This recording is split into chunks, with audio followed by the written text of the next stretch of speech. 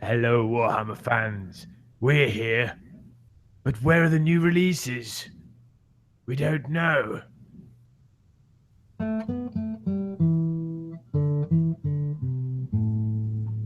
It's the Andy and Remington Steel Show on a Tuesday night. It's the Andy and Remington Steel Show for your home delight. Talking about Age of Sigmar and everything else that is cool. Talking about Warhammer Fantasy, it's easy to learn the rules. It's the Andy and Remington Steel Show on a Tuesday night. It certainly is, ladies and gentlemen. It's a Tuesday night. So here we are once again for your home delight. It's the Andy and Rem show. It feels like we're in a bit of a barren wasteland at the moment as Age of Sigmar enthusiasts, doesn't it? I know, it's kind of like one of your jokes on repeat. That's not very nice. In the Warhammer world, what's going on?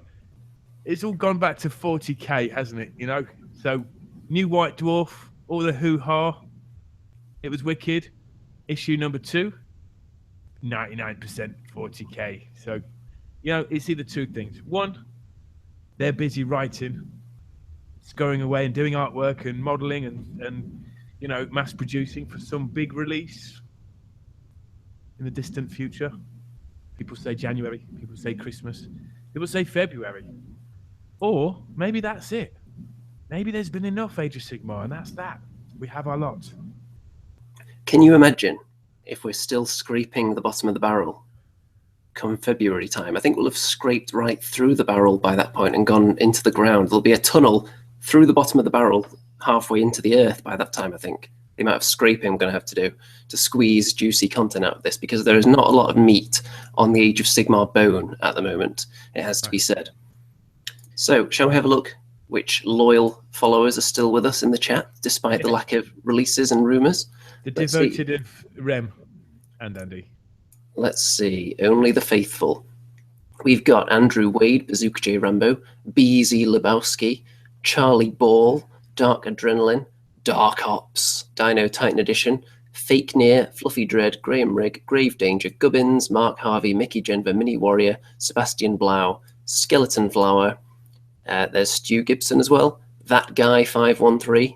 So it's a packed house as always, and we're not going to disappoint, folks. Despite the lack of rumours and releases, there's still plenty to sink our fangs into, some of which we've had to generate ourselves, some of which, though, has actually come from GW. So to kick us off, let's have a look at what Games Workshop are actually putting out in the Age of Sigmar realm at the moment. So here we go. This is, of course, the Silver Tower, a little expansion for it with extra heroes. So shall we have a look at that, because it's quite good value if you happen to play all of these armies at once. Now these heroes could be unlocked by paying for each one using the Silver Tower app, right? But that was previously the only way to get them, the rules for them, yes. But now, as well as, these are old models, aren't they? But, you know, now we've got these nice cards. Well, you say old, but they're not exactly old, some of them. No, they're not old. I mean, so there's you got the guy with the horn there. Yeah, it's the new Knight Heralder, not the eye pokey one. This is the one I've got here. Oh, that's kind of cool. Yep, so that's new. What do they do when they blow their horn? What happens? Well, I think I might just wait until you face it on the table to show you that. Oh, great. But it's not going to be good. Basically, you don't want to be standing near terrain. Is there like an avalanche when he blows his horn? Pretty much. Now, as you just referred to, Silver Tower hero cards. Oh, now, yeah, £15, which isn't obscenely expensive.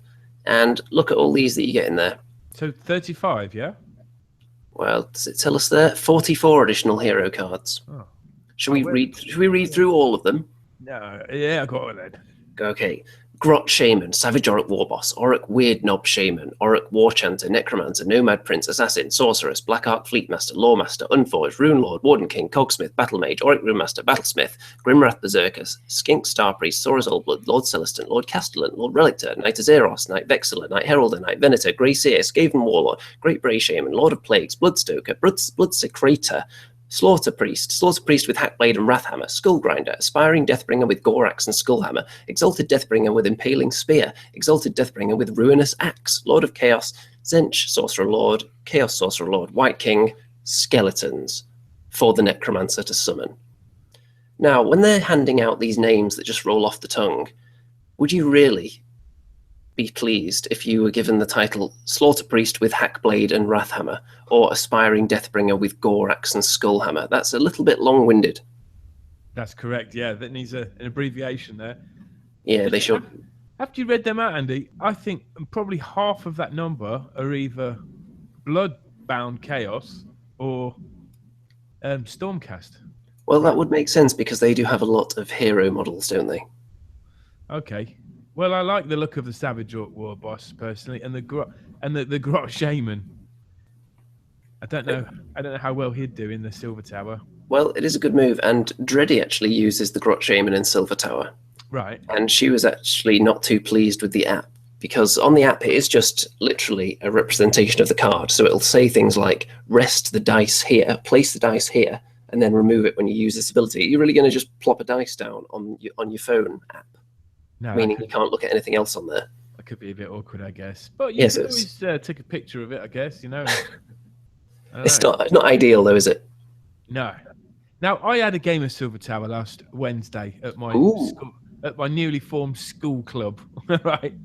And I don't know, maybe because young people playing it, I just thought, is this a game for young people, or can you is there enough tactical nous in it for an adult to play? What do you think? I think that it's fun for all the family, for all ages, I would say.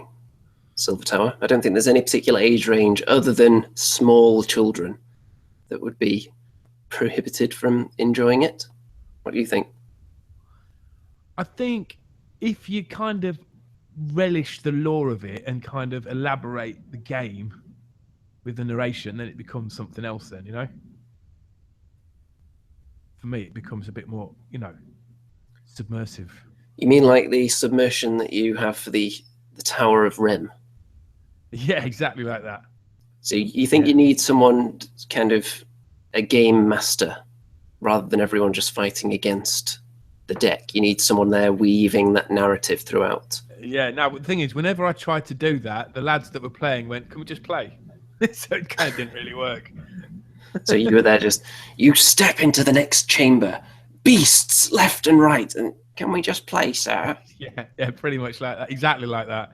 So then I sort of pretended to look busy looking through rules and stuff that I actually hadn't read.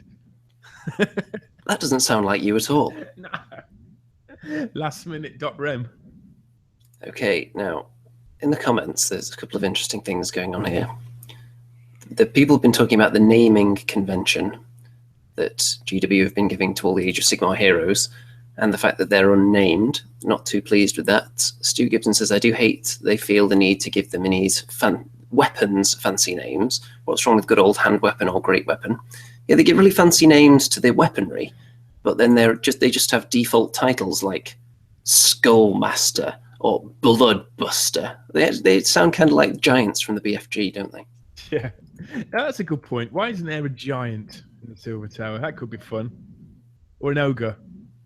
Well, there is the Ogroid Thaumaturge. Yeah, who invented that name? That's like the weirdest name ever.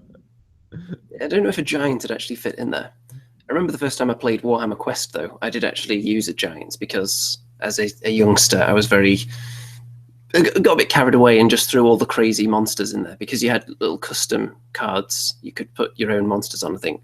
So I threw the giant in there, and in the first room, wouldn't you know it, we ran into the giant and everyone was just like level 1 and got killed immediately. But I don't know how it actually fit in there because there was no way it could have squeezed through any of the doors. Maybe if it just crawled around the dungeon. Yeah, now I thought, as we played the game last week, that you'd probably run out of baddies, different types of baddies, very quickly. So they've got like, you know, a myriad of heroes to use. But you see, once you pick your hero, you kind of use your hero, don't you? So you might have all this choice, but when the game's actually playing, I think we need more bad guys, don't you? So what if one of the rooms could be like Witch Coven? You really want to get that Witch Coven thing in, don't you? Yeah, you get into Witch Coven and you see like the Medusa Dark Elf Gorgon thing in there, and there's like witch elves like doing some kind of ceremony, and they're kind of like naked and got drinking wine, and or is it wine? It might be blood, but it looks, you know, it looks evil. Have we accidentally skipped the $1 million idea portion of the show? Well, I don't know. I don't know whether Games Workshop have taken up that idea, so I'm trying to fudge it into one of their games that's already there. You know. Here's an idea from Skeleton Flower: a giant pole dancer. That would fit in quite well with your witch's coven, with people dancing around naked and drinking blood. Yeah, maybe or a halfling maypole. That could be nice and weird. Halflingmaypole.com. A pygmy stew pot. These all sound like Urban Dictionary terms that I'm not going to be searching for. Anyway. But yeah, we definitely need more baddies for the Silver Tower. Otherwise, you're just constantly, you know, you're getting pink horrors, blue horrors, pink horrors, blue horrors, and the little flamey things. Well, moving on. I do agree, by the way. In your capacity as the resident tactical expert for Age of Sigmar, I put out the word to the public that we were looking for some killer 3-unit combos to discuss and analyze in great detail. So I know you're looking forward to that. And when I say great detail, I really mean I'm going to read out the combo, tell you what it does, and then you'll rate it on a level from cheese down to whatever the opposite of cheese is. Okay. So maybe it's cheese all the way down to like lacto-free cheese. How's that sound? Yeah, that's okay. I mean, look, listen, I've got nothing against cheese. You got to play your best hand, surely. You know. In theory. Okay, then. So some of these are from the Facebook group, and then some of them are going to be from the Grand Alliance forum community. I put the question there as well, and there were a few responses. So first of all, we've got one here on Facebook. This was from Mickey Jenber, and I'm not sure this one's entirely serious. Plague drones, Blight Kings, and the Glotkin because they look really nice together. What level of cheese are you going to give that? What is it, Glotkin? Yes. Because they look nice together. Nothing to do with the rules. So what's that? Is that the Glotkin and the 3, you know, guys on the giant worms? Blight Kings. The Blight Kings are the kind of hideous, a little bit tubby infantry guys that are big, kind of ogre-sized. And then Plague drones. Points-wise, that's like, what, 1,000 points? That would be a lot of points. A lot of points. Fluff-wise, I love it. Cheese-wise, I still like it. I don't mind that. So what particular kind of cheese would you assign to that? Well, if it's a strong cheese, does it mean it's really cheesy? Yes. Okay. If it's like mild cheddar, then it's really, really weak cheese. I would give it a red Leicester. Sounds about right. The red Leicester. Okay, here's one. I think you might be going for something a little bit stronger from this one here. This is from Jeff. He says, 30 handgunners, another 30 handgunners, and the Free Guild General. So when he uses his command ability on up to 3 units, they can't move, but they get +1 to hit and wound. So they're hitting and wounding on 2s. And they also have a stand and shoot ability, where they'd be hitting on 3s and wounding on 2s. And they have -1 rend. What's the range? The range of them, I am not entirely sure. I would imagine it's somewhere in the region of about 20 inches, probably. What, for a gun? Something like that. Bloody hell. I think that's proper processed cheese, that is. That's the processed cheese you get in the slices. You know, that's the kind of processed cheese that you can buy, 10 slices for £1 or 89 pence or 79 pence from a Lidl.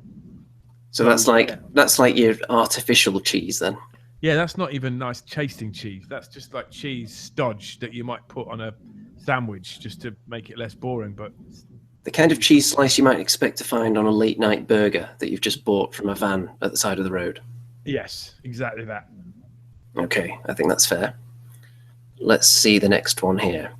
Okay, this is from Jason, who says 2 Mourngulls spread out in front of Neferata.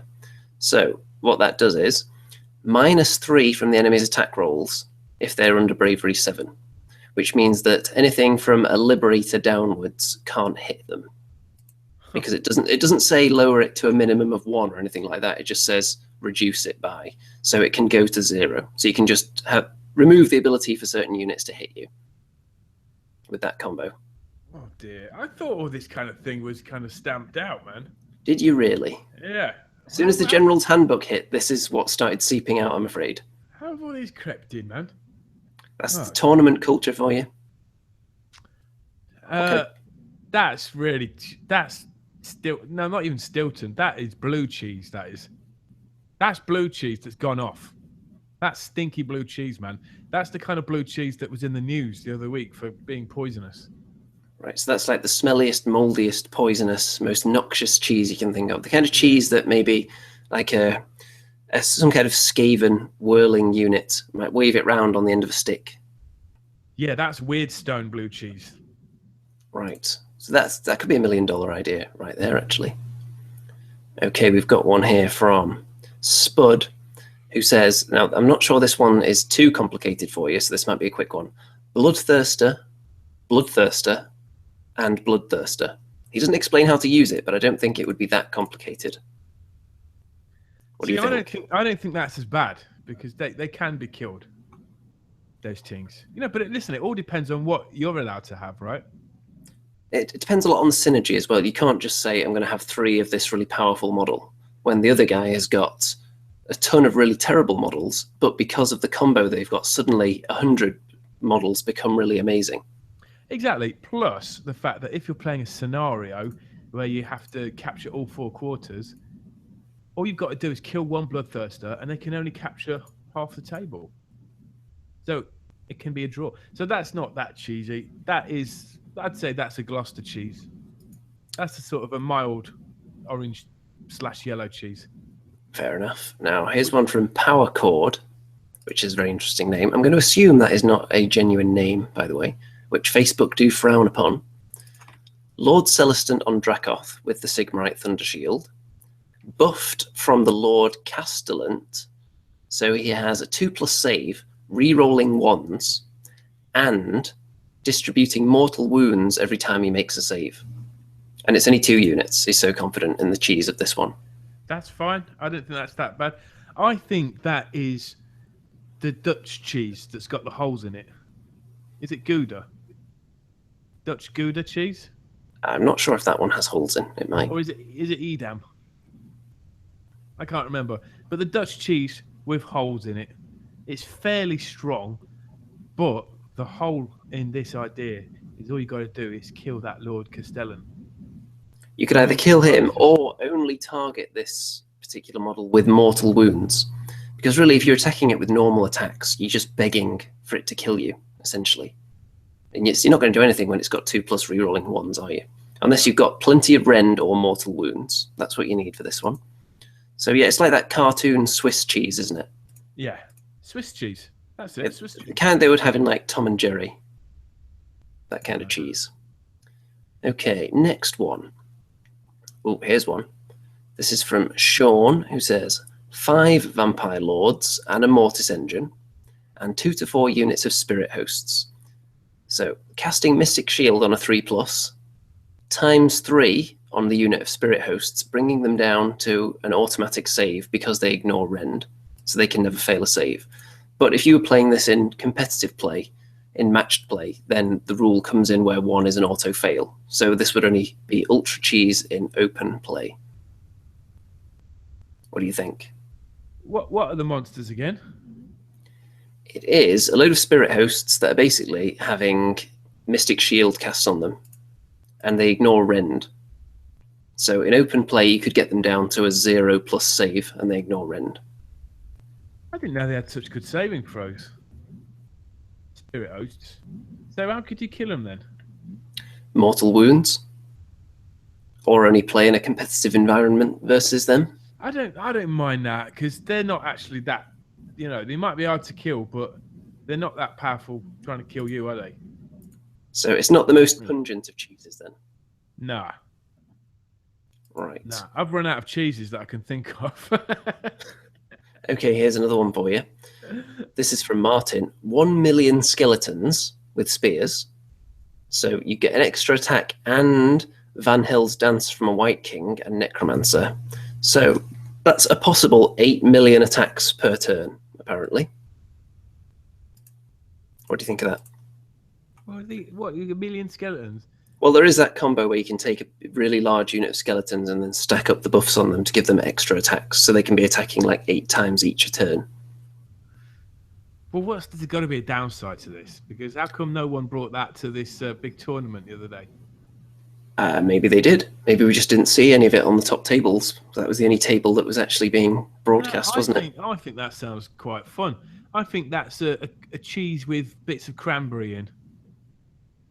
And all you have to do, of course, is to snipe out those little characters. And undead characters, they're not particularly strong. Those little, especially the likes of necromancers, you can kill them off fairly easily.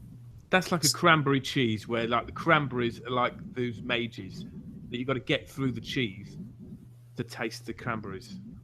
So it's a cheese outer layer with cranberries in the center. Dotted around, yeah.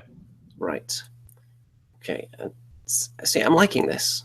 You had your reservations about this segment of the show, but I think it's actually been one of our finest. Okay, here's another one from Jeff. 2 Hellstorm rockets, 1 Hurricaneum. So apparently what this will do, 6 shots, 3+3+, -2 Rend, D6 damage each, and that's in the first turn, plus Hurricaneum can buff all your units and wizards and has crazy shooting attacks and spells on its own. What, the Hurricaneum shoots 6 shots? Well, the Hellstorm rockets will have 6 shots that are very likely to hit, and they have really nice Rend and D6 damage each. Yeah, I don't mind that. I don't mind that at all. That's fun because they're only going to get 1 or 2 rounds to do that before I take them out. Before you're searching inside their bones. Exactly. I don't mind that. That's a cottage cheese, that is. Cottage cheese. Kind of nice on toast, but you kind of need some chives to give it some, flavour. Here's one from Dino.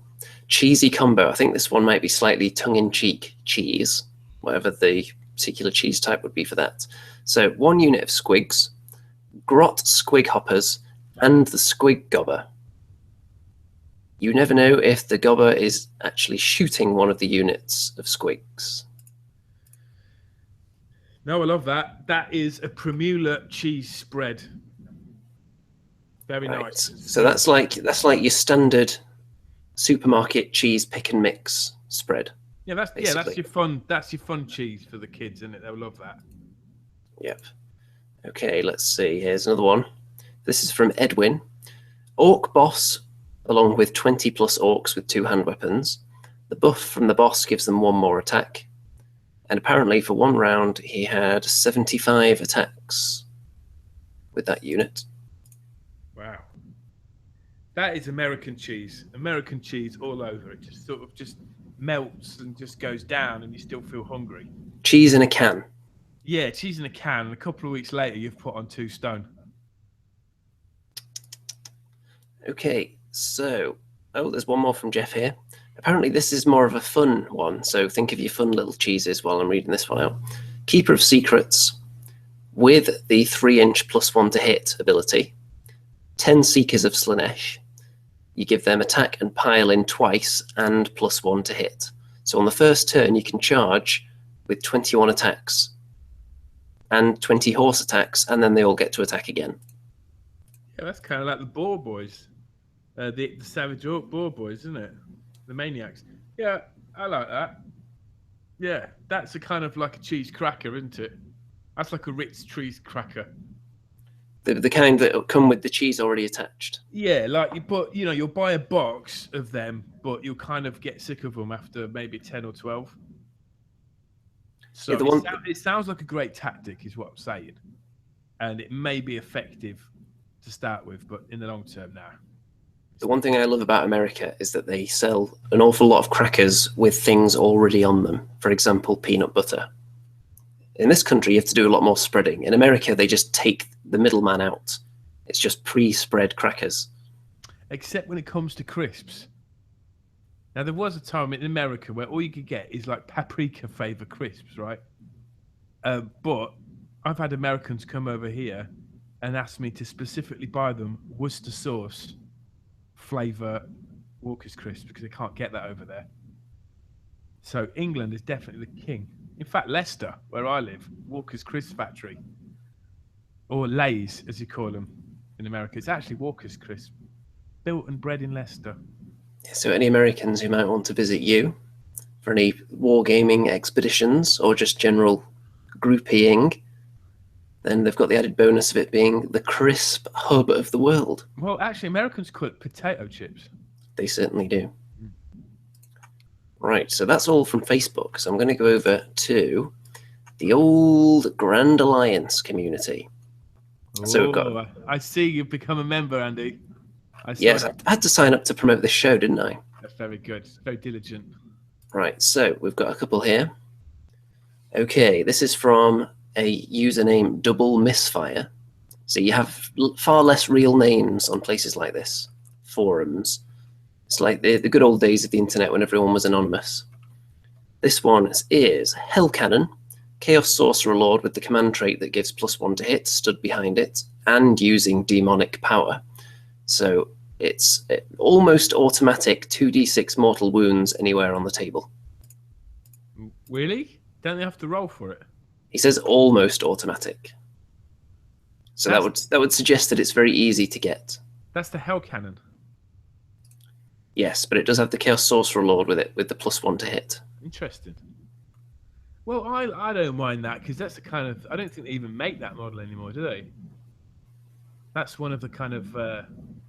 it's almost like an ancient rune of a model. In terms of cheese, that's cheese and pickle, that is. That's Ploughman's cheese and pickle. That's a dry cheese with a splodge of pickle on your cob. Quote of the night right there, I think. Okay, here's one from Ben. He says, Demon Smith with the Balewind Vortex and Magma Cannon to add a cheeky 12-inch to its shooting range. So, typically, it would have an 18-inch range, the old Magma Cannon, but with all this lot, then you can actually have a threat range of 30 inches, which is going to be like turn 1 massacre, isn't it? Yeah, the Chaos Dwarves need that because they've got such short movement. So, again, I don't mind that. You've just got to withstand that assault for a round or two. You know, what you'll find is Chaos Dwarves are often, their army is often concentrated. It's not really spread out. So, yeah, I don't mind that. They need something like that. What kind of cheese is that then? What kind Not too bad. Maybe a Wensleydale cheese. Okay, so it's a little bit crumbly then. A little bit crumbly, quite pungent. Watch the sell-by date on that as well. Because when it goes off, it will really stink your fridge out. You got to be careful. Okay, the other ones on here don't really give any info on how to use the combos. So, you know what? I'm not even going to bother with them. Cool. Okay, so that was a rousing success, I think, that segment, wasn't it? You did well, Andy. It almost feels like things are happening in the Age of Sigmar world. Yeah, we're giving off the illusion we're using our Tzeentchian powers to make you think that Age of Sigmar is actually just ripe with releases ready to be plucked. And I've been scouring the internet. I've been putting the feelers out there, trying to find out what rumours are going down, what people are saying. And I've never known Games Workshops to be so tight-lipped, successfully tight-lipped about what's going to happen next. Some people say it's going to be the Steamhead Duardin. Some people say it's Tzeentch. We just don't know.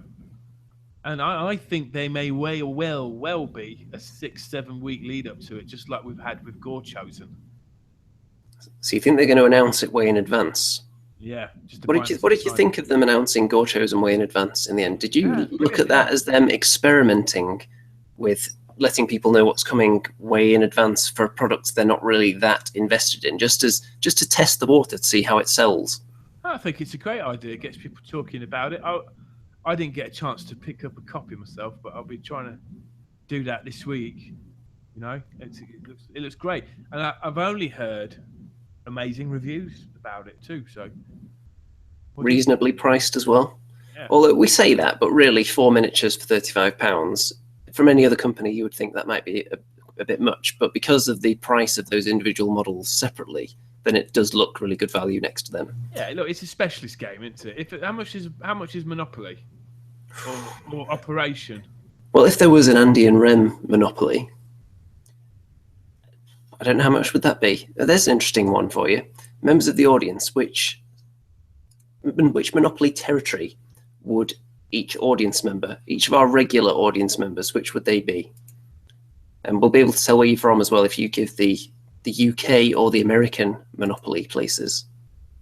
So last week we unveiled our $1 million idea, which was the board game chariot game, Age of Sigmar chariot game, kind of like Ben-Hur.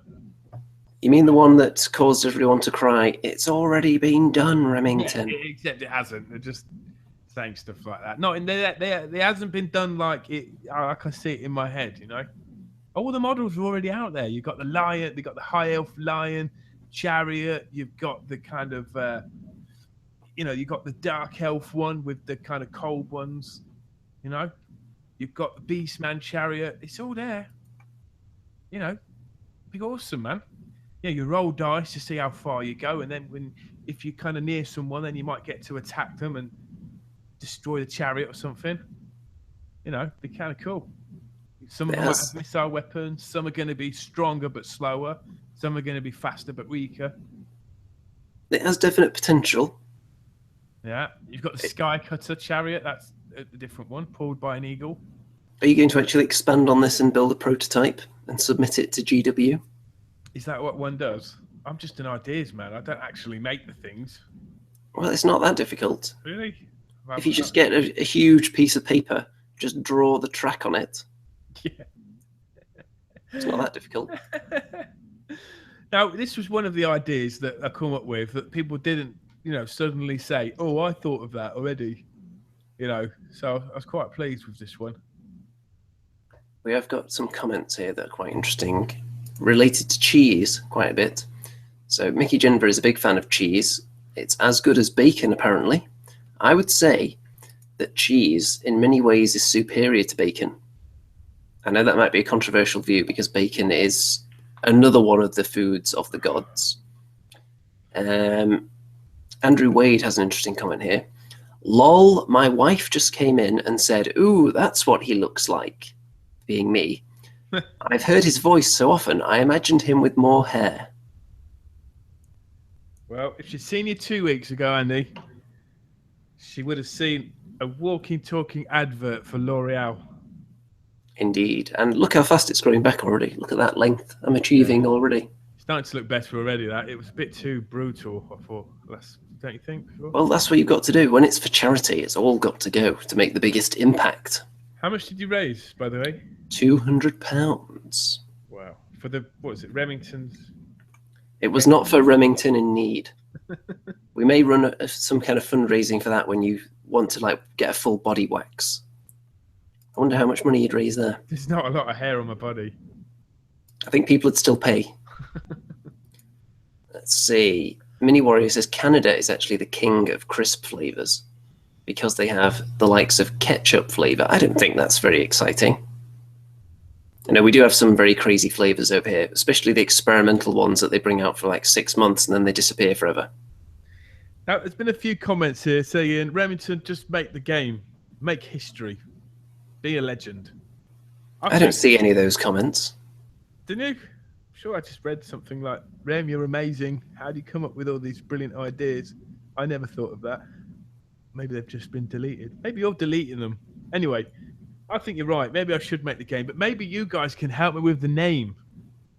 What's the name of the game? Gore Chariot? That's Speed Kings? something for the audience to be contributing with right there. So while they're doing that, I think it's actually time that we give away a prize. What do you think? Now, what's the prize for? Winning. Well, the prize that people can win, we're not going to show you instantly. We're going to show you something else first.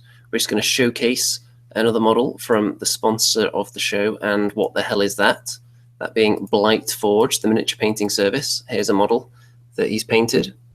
And again, top-notch basing. I believe this is a Khorne champion.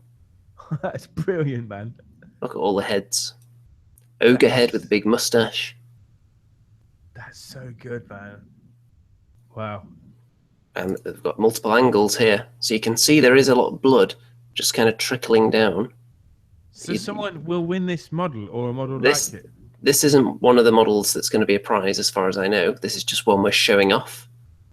But I'm about to show you the prize in a second.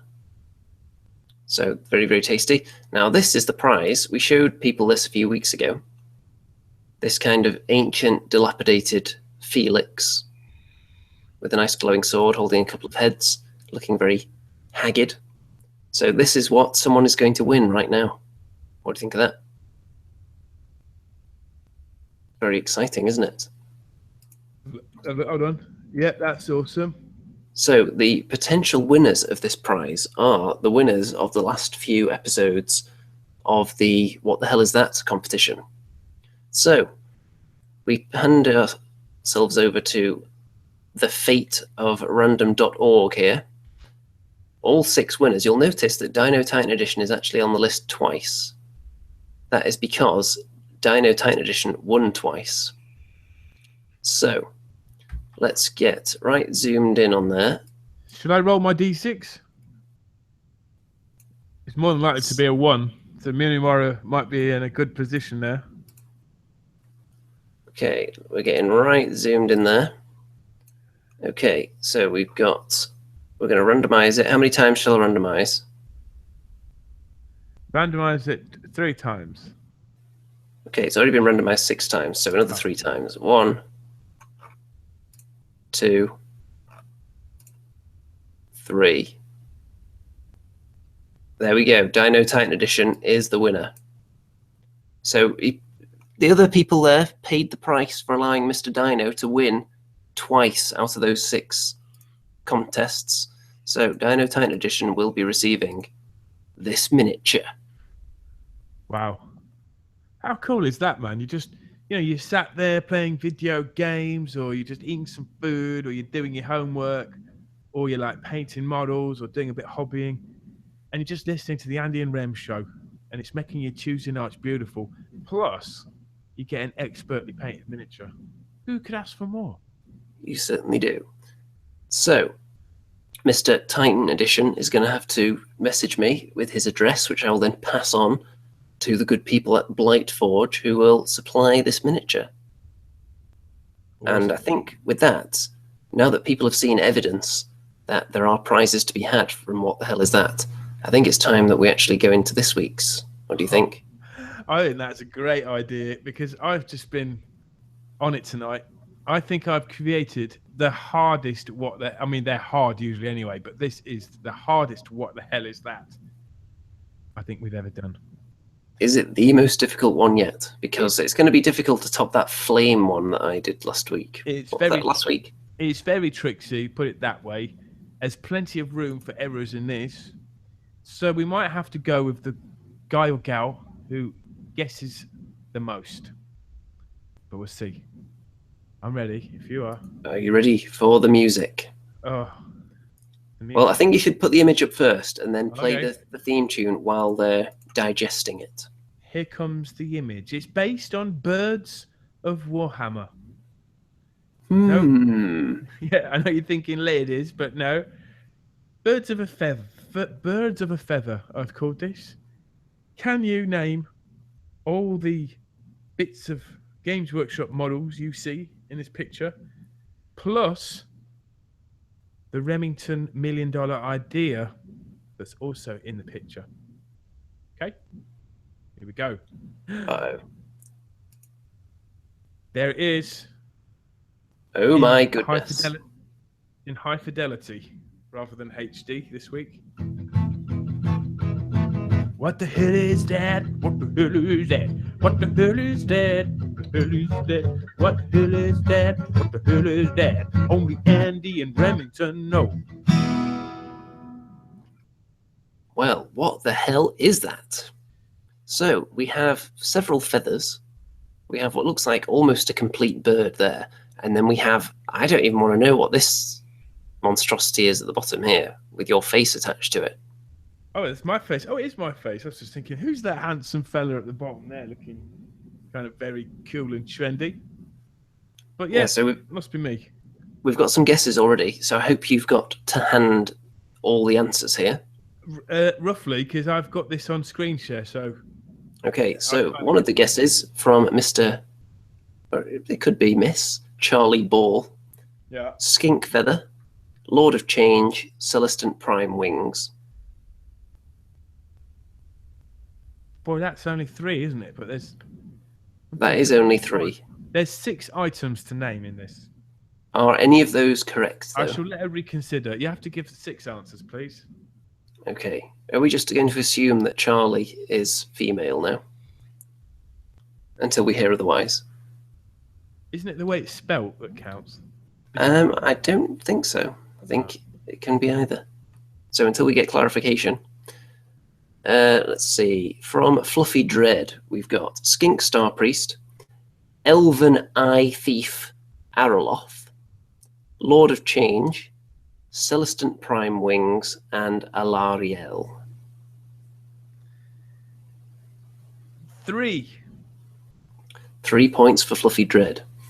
This next one is from Raphael Marge, Agaloth, Teto Echo, Celestial Prime, Sky Cutter, Carl Franz Griffin. 3. Oh, drawn level. So Fluffy Dread and Raphael Marge level on 3 points at the moment. Dino Titan Edition, the 2-time winner. Let's see if he can get another. Zench Gaunt Summoner, Cockatrice, Phoenix, Griffin, Skink Priest. 1. Oh, no one's so far mentioned the thing at the bottom, which gives you an extra point, by the way. Not your strongest performance there, Mr. Titan Edition. Charlie Ball has confirmed that he is in fact male, so we've got that one cleared up. This is from Terminator 64. The previous 63 Terminators all failed. Can you succeed? High Elf Prince on Griffin, Skink Feather, Celestant. 1. Here's one from semi-regular guest on the show, Stu Gibson. Skink Priest, Great Eagle, Araloth's Pet Bird, Prosecutor, Lord of Change. 1. Mini Warrior has guessed the names of several Space Marine flying vehicles, so I don't think I should dignify that by reading it out, to be honest. Raffle Marge has guessed again. Araloth, Teto Echo, Celestial Prime, Sky Cutter, Carl Franz Griffin, Fingerbrush $1 Million Idea. 4. Oh, taking the lead. Dino Titan Edition says Ogre Hunter on Stonehorn, Skink Priest, Celestant Prime, High Elf Prince on Griffin, Alariel. 1. And from Fluffy Dread, Araloth, Skink Star Priest, Teto Echo, Empire Banner Bearer Top, Elf on Griffin, Celestant Prime Wings. 4. So 2 people have got 4 so far. Just think, if she'd have had a stab at the contraption at the bottom, she may have got 5. It does look oddly familiar, doesn't it? It does. And it's clearly got the Remington seal of approval on it. It's definitely got the Remington trademark at the bottom there. That face alone could sell 1 million of these contraptions. Let's see. Any other guesses coming in? Not right now. Well, we've got 2 contestants on 4 points. We have. Do you think we should... Oh, no, here's another guess from Fluffy Dread. The next person to get more than 4, I think we should give it to. Okay. Araloth, Skink Star Priest Teto Echo, Empire Banner Bearer Top, Elfon Griffin, Celestant Prime Wings, Fingerbrush. Well, that's 4 because finger brush isn't the correct term. Finger was correct, but it's clearly not a brush. Do you think we should just give this one to Fluffy Dread and Raphael Marge? Okay. I think we can have co-winners. Okay. Right, do you want to give us the solution then? Yeah, as soon as I can get out of this screen share business. It's always risky as soon as the Remington comes out of a screen share. You never know what's lurking on his desktop. Shit. Sorry, excuse me. Where is the... Aha, the reveal. Here we go. The reveal has been pressed. And there it is. Can you see that? No. No, because I'm not sharing it. Okay, sorry. That would be nice. Shared. Okay, yeah, it's just coming back for me. Here we go. Here we come with the big reveal. But what the hell is that? Yes, it's a high elf sky cutter. It's a piece from the wing. At the top, it's a kind of an Empire General. Although they're not called that now, but look, it's the wing bit off that. We have a Celestian Prime wing. We have Araloth's bird. Can't remember what it's called. Is it called Skylark or something like that? And we have Teto Echo or a skink high priest on a kind of a palanquin. But the all-important bonus points, guys, was for this contraption up here. And I can't believe no one recognised Remington's finger sponge. Well, maybe your $1 million ideas just aren't as memorable as you thought.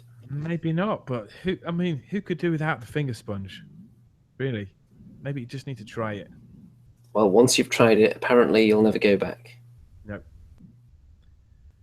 Okay. Okay.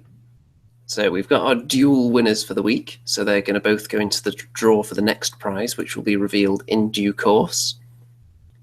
So a couple of other points of business that we've got to attend to. There's just one thing before we go over to the Forest of Rem to continue the great choose your own adventure. So before that, we're going to have a quick little look here at a Kickstarter. And the chap behind this company does actually play Age of Sigmar. And some of his models here, which I think you'll agree could be compatible with certain Warhammer armies. Does he watch the Andy and Rem show? He does. I don't know whether he watches it live, but he certainly does watch. Wow.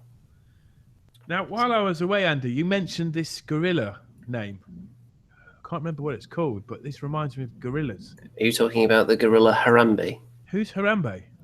That was the gorilla that was famously shot in the zoo in America. Ah. Yeah. And has now become an internet phenomenon.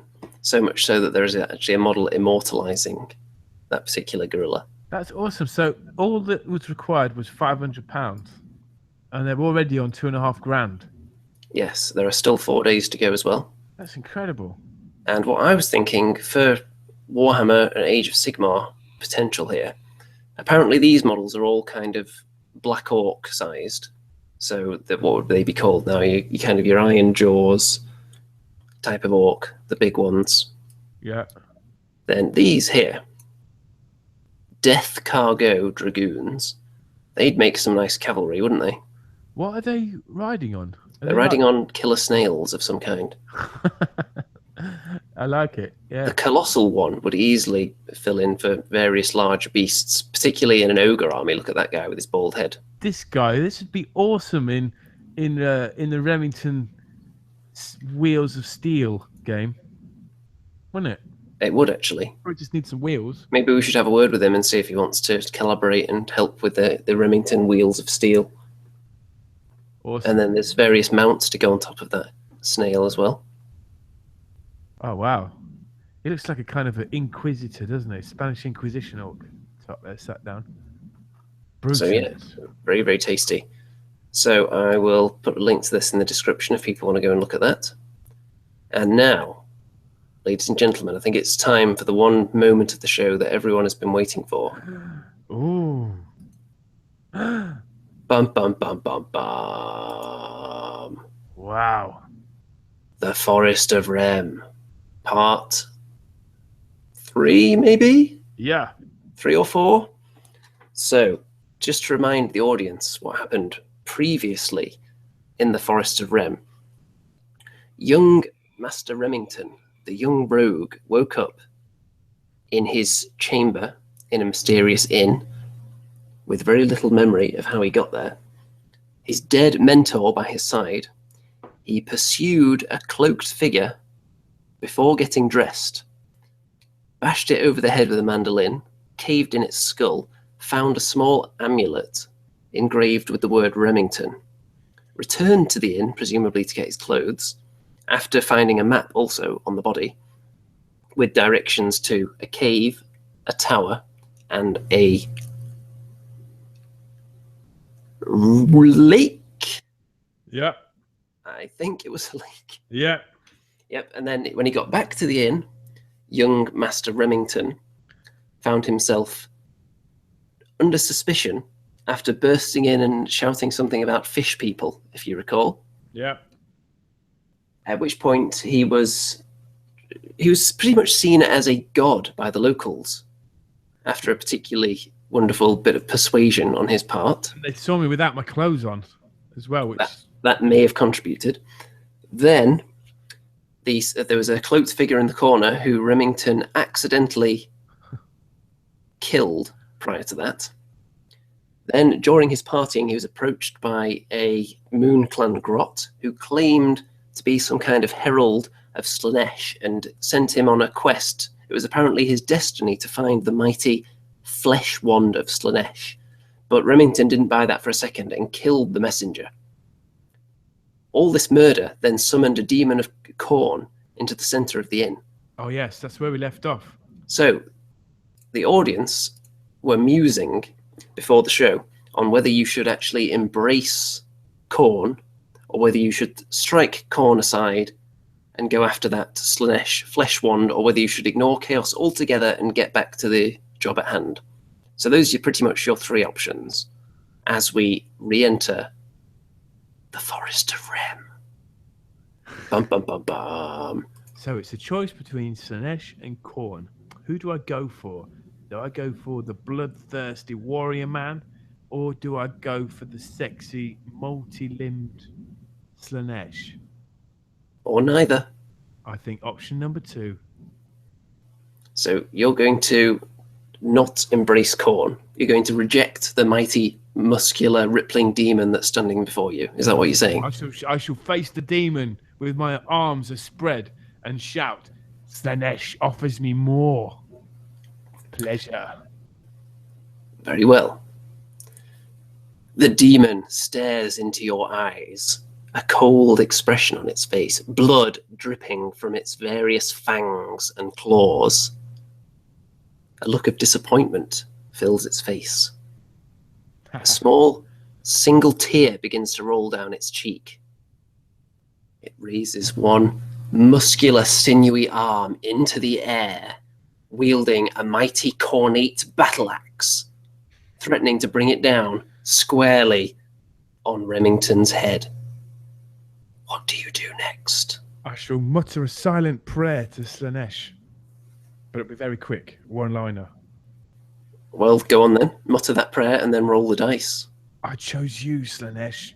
Reward me with untold pleasures. Do you have dice to roll? And save me too. Okay, I've got the skull dice right here. Here we go. Remington! 4. That's not bad. as the cornate demon brings the axe down towards your head, a split in the fabric of the air seems to appear. Some kind of portal to another realm opens up, and a long arm reaches through. Quite a slender, graceful arm with beautifully manicured fingernails.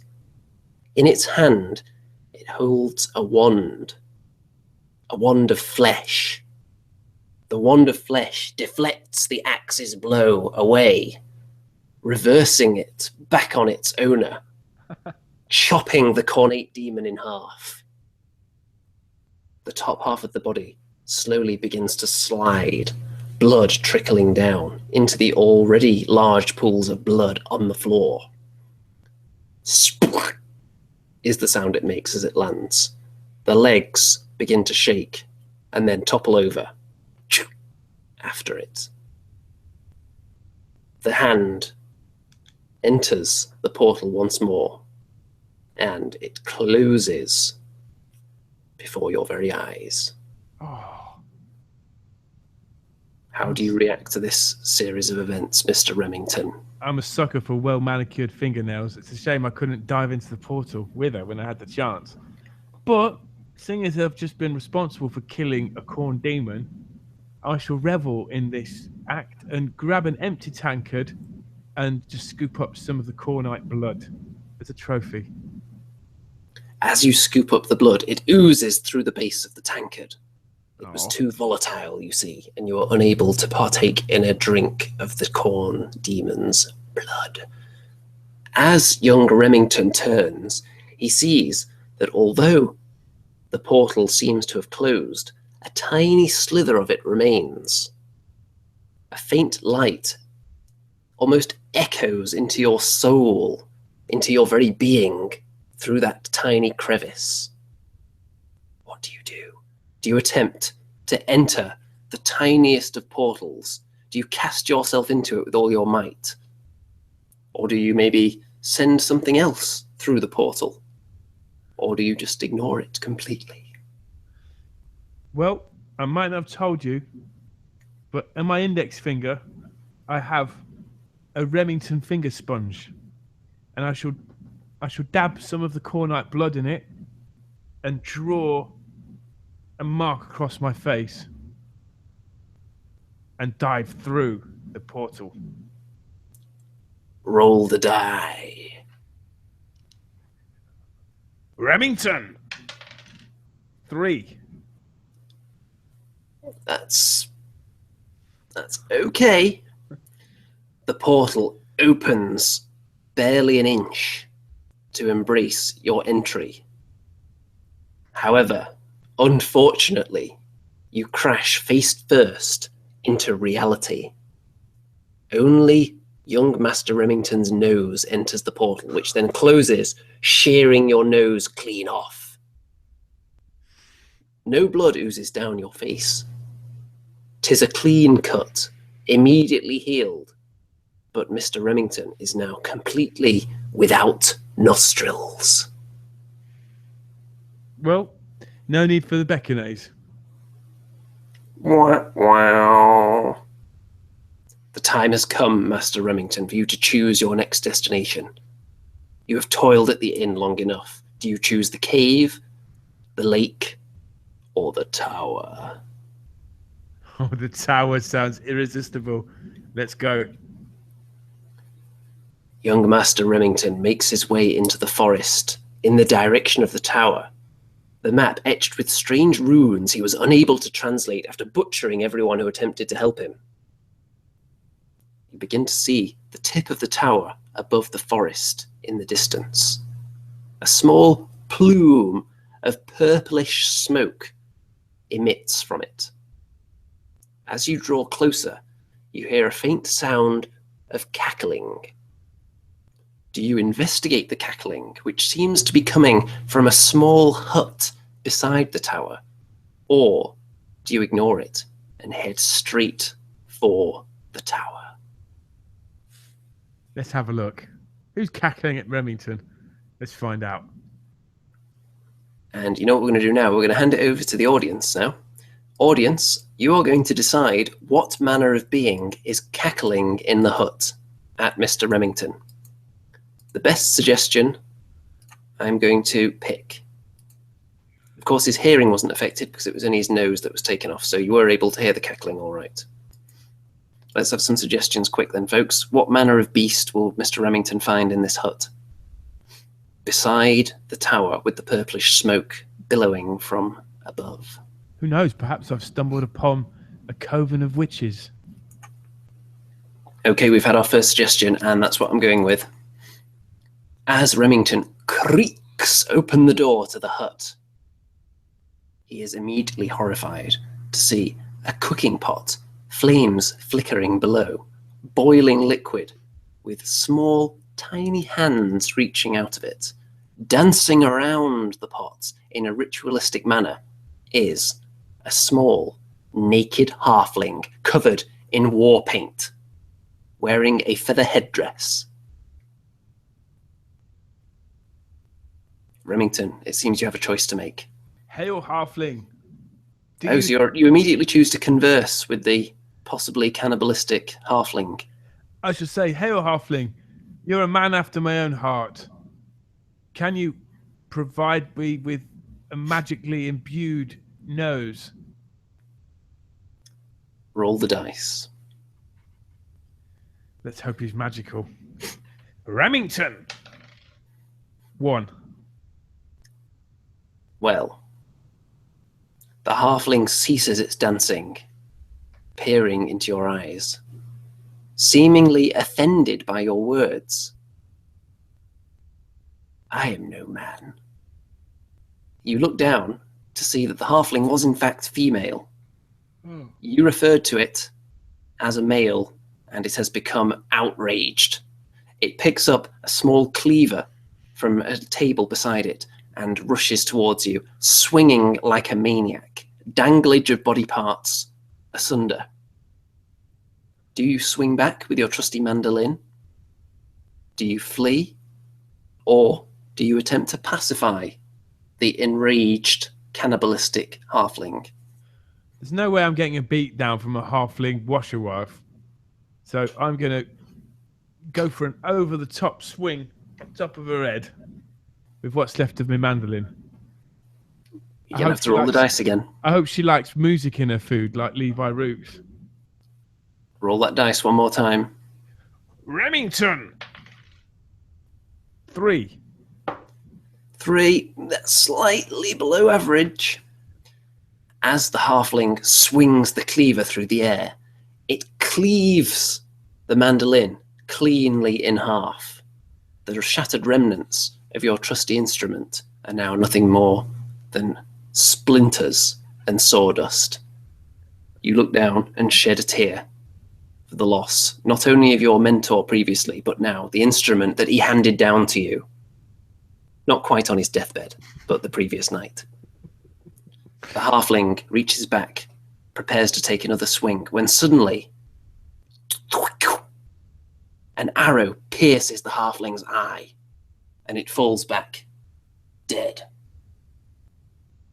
You turn round just in time to see the door of the hut shut, and footsteps heading towards the tower. What do you do? Do you search the halfling's body? Do you give chase, perhaps? Noseless one. I shall take the cleaver, that's for sure. Will you search the rest of the body or just take the cleaver? I'll search the body. Roll the dice. Searching a female halfling's body. Who's naked? What will I find? That's a 1. Oh dear. Okay. I didn't think I really wanted this. Young Master Remington reaches under the halfling's body, finding that his hand becomes wedged in Skinfolds.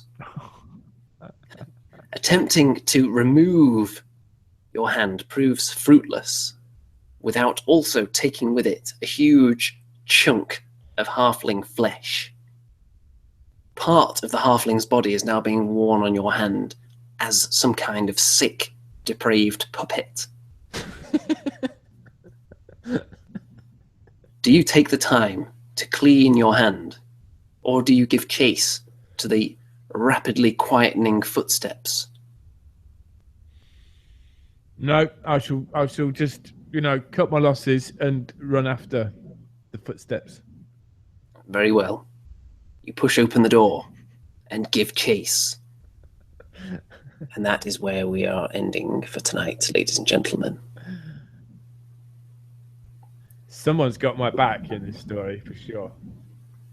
Well, someone seemed to potentially have you back earlier, but you just kind of killed them.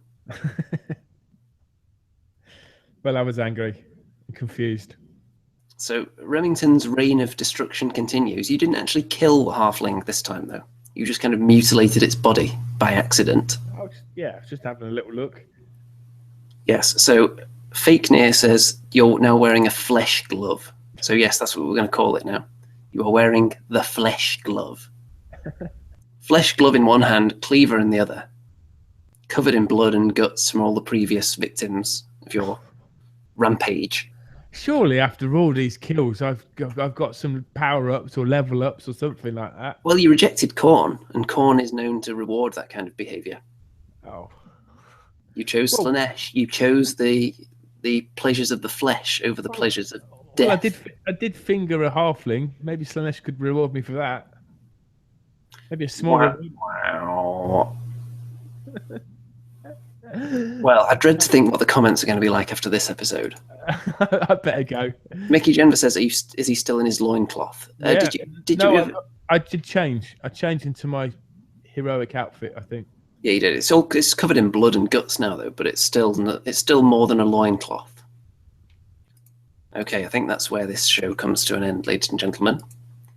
So, well done to the winner of our first giveaway, which was, of course, Mr. Titan Edition, wasn't it? So, I think all that remains to be said after sharing this beautiful image, I'm going to hand things over to Mr. Music to play us out for the evening. Don't forget to like the show, folks. Don't forget to leave a permanent comment later on when permanent comments are available. Don't forget to join the Facebook group and watch out this week because battle report incoming.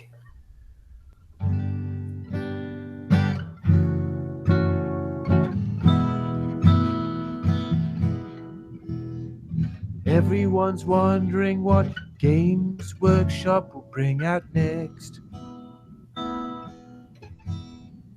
We're so confused, it's like we've been done over by a witch's hex.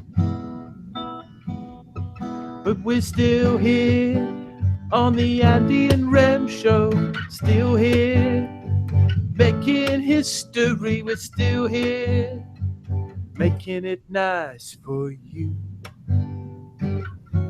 Make it nice for you.